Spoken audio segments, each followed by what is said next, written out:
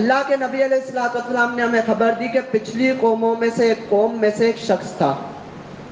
اس شخص کی حالت کیا تھی کہ جب اس کا مرنے کا وقت قریب آیا تو اس نے اپنے بیٹوں کو جمع کیا اور اس نے اپنے بچوں کو کہا کہ میرے بچوں، تم لوگ میری زندگی سے واقف ہو کہ لم اعمل خیرا قط، کہ یہ میری جتنی بھی زندگی تھی، جتنی بھی میں نے زندگی گزاری، میں نے کوئی بھی ایسا کام نہیں کیا جسے اچھا کام کہا جائے.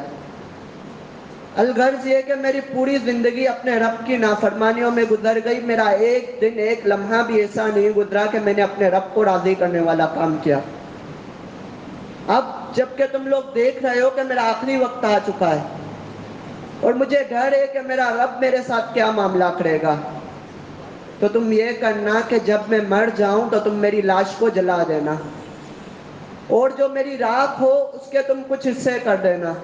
اس میں سے کچھ حصہ تم سمندر میں پھینک دینا، کچھ حصے کو تم صحراؤں میں پھینک دینا، اور کچھ حصے کو تم ہواؤں میں اڑا دینا، تاکہ نہ میری راکھ بچے اور نہ ہی میں اللہ رب العالمین کے سامنے کھڑا ہوں اور اللہ رب العالمین کو حساب دوں، کیونکہ میرے پاس حساب دینے کے لیے کوئی نیک عمل ہے ہی نہیں.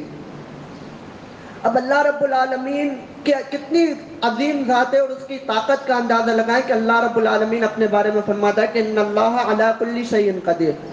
اللہ رب العالمین اتنی طاقتور ذات ہے کہ اللہ ہر چیز پر قدرت رکھتا ہے. اللہ تعالیٰ نے اس کے راکھ کے ذروں کو ہر جگہ سے، سمندر سے، صحراؤں سے، ہوا سے جمع کر کے اس شخص کو اپنے سامنے کھڑا کر دیا اور اس شخص سے پوچھا کہ لما تفعل یا عبدی، کہ میرے بندے تو نے یہ کیوں کیا، اس طرح تو نے اپنے بچوں کو حکم کیوں دیا؟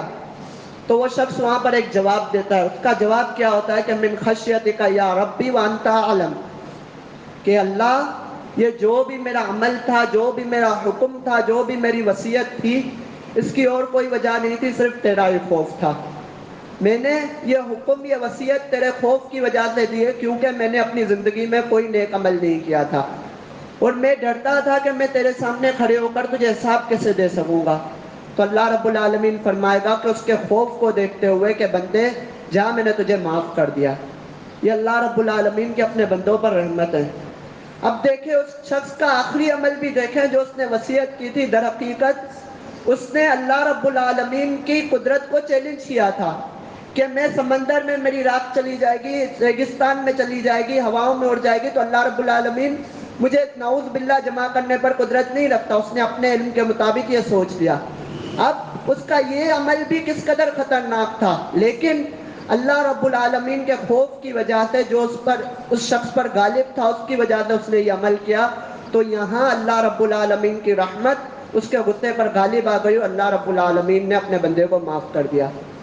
یہ اللہ رب العالمین کی اپنے بندوں پر، اپنے گناہگار بندوں پر رحمت